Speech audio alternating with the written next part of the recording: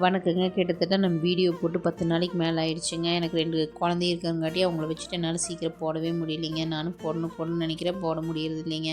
சரி, நானும் எங்கள் அப்பா அம்மா இன்றைக்கி வெளியில் போனாங்களா, போயிட்டு வரும்போது நர்சரி பார்த்தேங்க. சரி, நர்சரிக்கு போயிட்டு வரலான்னு முடிவோடு தான் போனேங்க.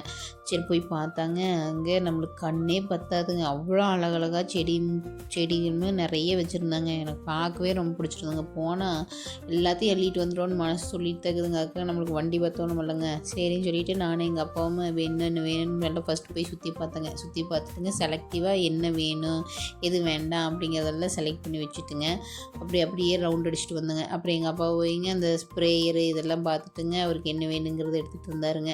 சரின்னு சொல்லிட்டுங்க அதெல்லாம் பார்த்து முடிச்சுட்டுங்க எனக்கு செம்பருத்தி ஐட்டமு அப்புறம் பவளமல்லி இதெல்லாம் வேணும்னு சொல்லி நல்லா பார்த்துட்டு வந்தேங்க. அதெல்லாம் போய் பாட்டுங்க என்ன வேணுங்கிறதெல்லாம் எடுத்து வச்சாச்சுங்க.